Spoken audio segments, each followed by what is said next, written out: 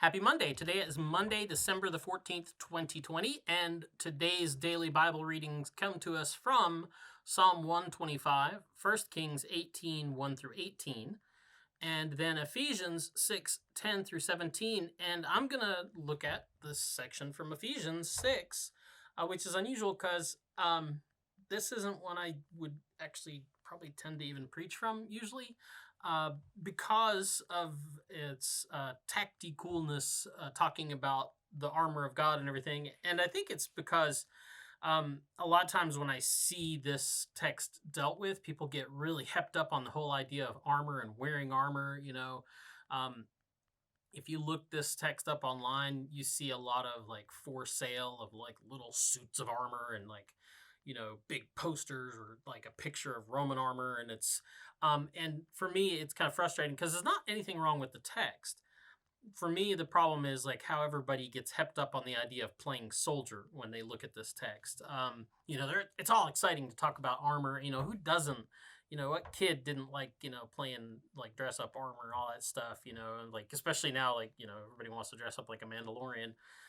If you don't know what that is, just go look it up on Disney. Anyway, I think the unfortunate thing is sometimes we get distracted with the whole armor text and we end up looking like a bunch of tin soldiers, like everybody's out in their Tacti-Cool body armor and they're really kind of missing the point. Paul is talking about an ethereal body armor, right? He's talking about this heavenly body armor. He's not talking about, the real thing, because he lived in a world where people were walking around in the real thing. They were called Roman centurions. They had the body armor of varying degrees. They had nice, pointy, sharp swords that could really do a lot of damage to you. But Paul is calling on a spiritual armor for a spiritual warfare. That's what he's talking about.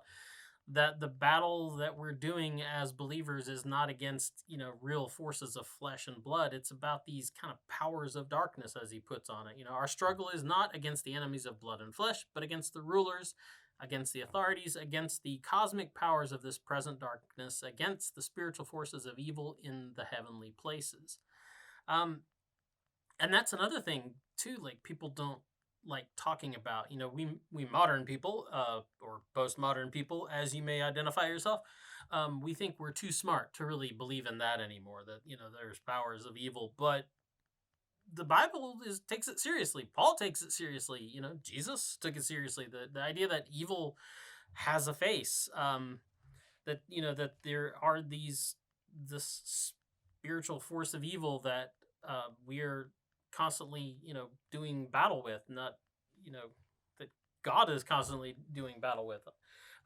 So Wesley actually has a sermon about it, which I know you're shocked that I'm bringing John Wesley into this, but John Wesley has a sermon called Of Evil Angels, and I think it's like sermon something or other. I can't remember the number. Anyway, but it's Wesley's Sermon of Evil Angels, and he describes what these beings are like that we're doing battle with. And he says, from the time that they shook off their allegiances to God, they shook off all goodness and contracted all those tempers which are most hateful to him, that is to God, and most opposite to his nature, that's God's nature. And ever since they are full of pride, arrogance, haughtiness, exalting themselves above measure, and all those so deeply depraved, though through their inmost frame, yet admiring their own perfections. And he says, they were created by God, right? And they were created for God's service and to dwell with God. And they cast off that allegiance and adopted everything else, and that was contrary to God's nature and the nature that they were created for, because they were just that corrupt, and they grew in all the things that are contrary to God's nature, like, as it says here, haughtiness, pridefulness, arrogance, and they just exalting themselves above everything. And even though he says that they're so corrupt and they're just so, their nature is corrupt, their whatever physical frame they have is corrupt, the only thing they focus on are the one or two good things, right? Like they really, they're bigly excellent at, I guess. And here's the thing that it says, they are because of that, because of everything that they are not, right? They are, they hate everything that is that, right? Um, and so he goes on to say that they are full of cruelty, of rage against all the children of men, whom they long to inspire with the same wickedness with themselves and to involve in the same misery.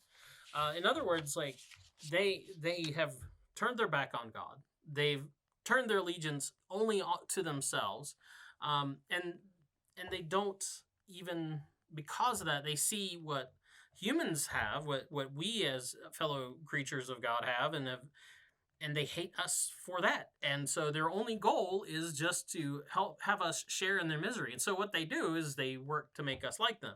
They don't fight fair. They don't fight face to face, is what Paul's saying. They work on making us less like Christ and more like them. And not because they think they're doing us any good favors. They know they're not. They just, misery loves company. The more combative and more contentious they can make us towards each other, the more company they have in their misery, is what it boils down to. And so, it's too bad that we can't all go Tacti-Cool. It's too bad we can't just go down to Walmart and load up on some Tacti-Cool body armor, right? Some cheap Molly gear and put like a frying pan down the front of it or something, and go stand out on the street and be like, oh, what an awesome tin soldier am I, because that'd be the easy way out. But as it is, we have to take a cue from one who battled these shades, with nothing but the armor of God that he left for us. This one that we're going to look for in another couple of weeks, that will come naked and cold in a manger and go out naked and exposed on a cross, and did all of that with nothing but the armor of God that Paul talks about here. How cool is that? Anyway, go out. Don't worry about being so tactical today. Go out and do everything that God would have you to do, and everything that really ticks off those forces of evil. Anyway, have a good day. We'll be back tomorrow for another DBR. Boop.